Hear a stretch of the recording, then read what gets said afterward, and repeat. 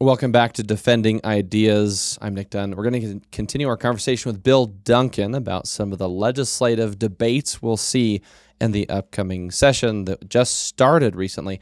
I want to remind you, if you like what you're hearing today, please visit defendingideas.org, or you can access this and previous episodes, and also make sure to subscribe to Defending Ideas wherever you get your shows. Find us on Spotify, Apple Podcasts, YouTube. Just search for Defending Ideas on your favorite platform and click subscribe. And if you're watching on YouTube, click the bell icon on your screen so you get a notification each time a new episode drops, which is every Tuesday morning. Again, all of that and more wherever you get your shows or at defendingideas.org. Bill, one of the other big debates I think that we're going to see is over judicial reform and discussions about what is the proper role and structure of things like the court system here in Utah versus the legislature. We've talked in the past about some of the debates over redistricting and who gets to make those decisions. So this is all kind of happening in that context. And some high-profile proposals this session that I think we'll see that might have an impact on the judicial system here in Utah. And maybe I want to ask you, the reforms you're seeing from the legislature, one, if you can kind of give us an overview of what to expect, and then two, is this really sort of proper checks and balances and accountability, or is it political overreach? Like, help us understand what's going on and put it into context. Yeah, I love that framing because I think that's exactly the right question. And so let me try and I think what's happening is it's really two things happening at the same time. One is just the normal constitutional process. The courts will occasionally need more resources. They we're a growing state, and our proportion of judges per citizens, for instance, it's an interesting. I really hadn't thought of that till recently, and noted someone had made note of that. You've got to. People need quick trials. They need quick decisions on cases. There needs clarity. So, the legislature under the Constitution is responsible to ensure that happens. And then within those parameters set by the legislature, the judiciary can do its work. And I think for the most part, they really do a great job. It's like many things in Utah. I think people are really conscientious in trying to do things the right way. Having said that, there are some high-profile decisions, particularly at the Utah Supreme Court, and that's bled down, I think, into some of the lower court decisions as well on high-profile issues where the specific concern, which I share, is that sometimes the judges have a sense that their role is not so much to apply existing law, but to try and sort of insert some principles, maybe what I might call policy considerations, into the decision. Now, and that's unfortunate in a way. Well, it's unfortunate inherently because that's not the role of the courts in our system, but it also has created a problem that when the legislature is trying to address the first set of questions, how do we make sure the courts function to the best of their ability and perform their role in our system, it can look to outsiders like, oh, wait, they're trying to sort of punish the courts for doing these things. And of course, that can be part of the motive of what's going on.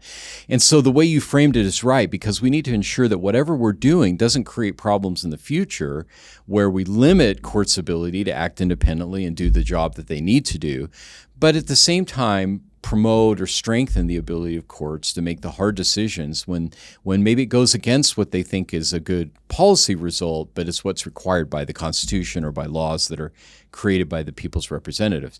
So, and maybe you'll have some questions about specific ideas, but I think that's a good way to determine, is this just fixing something that needs fixed, or is this something that where maybe it looks like there's an attempt to try and strong arm maybe the courts in a certain direction.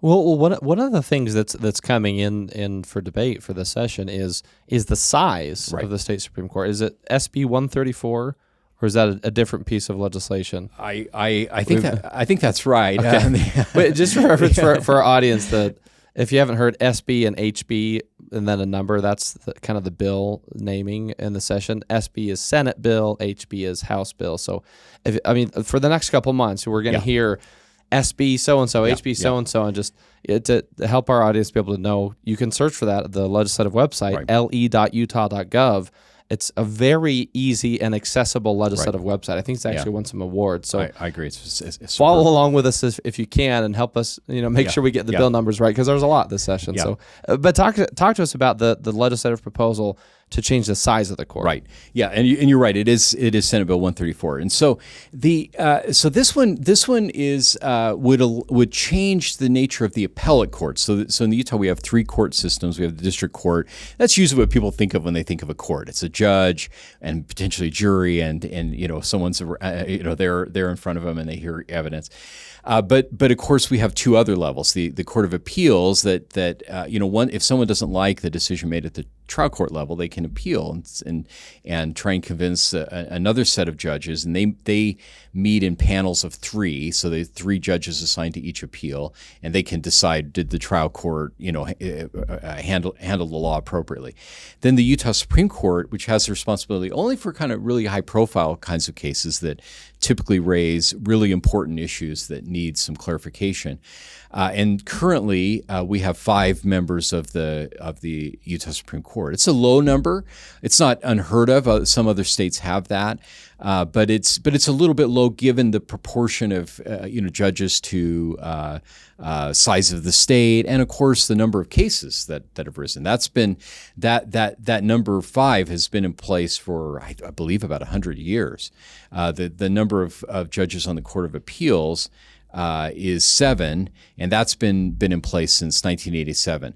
So in their most recent report, the Judicial Council, I believe, is the organization that sort of looks at what needs to happen in the judiciary to be effective, encouraged an increase in the number of appeals court justices, but not Supreme Court justices. And so the Senate Bill 134 would do both, though. It would allow increase by 2 the number of appeals court judges, and then increase by 2 the number of Supreme Court judges. And I think there are there's some reasons why those would be good. One is that the growth is not going to slow down, probably in the state of Utah. Obviously, we need to fix some other things like housing and availability and stuff to make that more welcoming. But Utah's a growing state. It's a complex state. There's a lot of important things happening, and so as a result, we're likely to need that as things to have more judges who can handle these decisions. And because the Utah Supreme Court's decisions are so important, we need to make sure that they happen quickly and timely. And the sponsors of this bill believe that it would be appropriate to give a few more judges to handle the writing responsibilities, to get some of the cases that have lasted for some time. So again, because of the controversy that's gone on, I think someone might say, well, this looks a lot like court packing. They're trying to get judges that they want on the court. I'm sure that,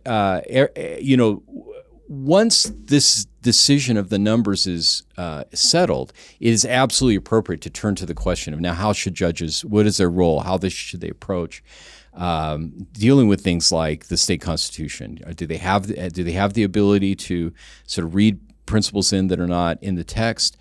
Of course, I want to say no. Of course, but I mean, but those will be important questions. But for now, we're just looking at the question of is there a way to potentially allow the court to work a little more effectively, and this seems to be an appropriate way to address that question. Bill, maybe very briefly before we go to break, kind of one follow-up to that. And you mentioned that some critics might say, oh, this kind of looks like court packing. Obviously, if there's an underlying substantive need for more justices, that would, I guess, kind of be the counter-argument. But so I guess kind of put it in context for us that if should these 2 issues kind of be kept separate, I guess is the question, is the size of our judicial system needs to keep pace with population versus if there, which we've seen, a disagreement between the 2 branches, the legislature and the judicial, on some of these other issues we've talked about in the past. What is the proper and appropriate and constitutional remedy if the elected body, the legislature, feels like the court has ruled incorrectly? And how does that align with or diverge from what we're talking about over here as far as the size of the justices? Yeah, I think it aligns. I think while to a great degree there needs to be some separation, and the Utah Constitution, for instance, says you can't just pull a judge off the bench because you don't like their rulings, right?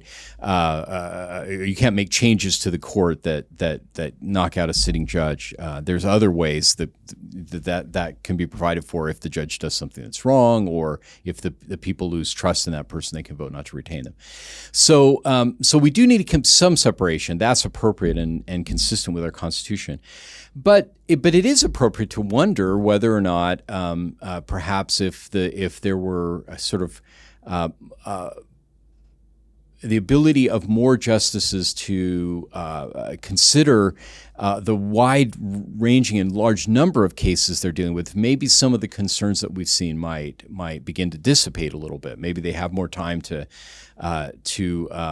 not just rely on the litigants and the arguments they're making about what's a good law or what's a bad law, but to be able to spend more time researching and figuring out, well, what does the Utah Constitution mean? What does it meant? And it's when it was ratified, and I think those kinds of questions could justify bringing more justices onto the court. Thanks for watching that clip of Defending Ideas. For the full conversation, click the link in the description and make sure to like and subscribe wherever you get your shows.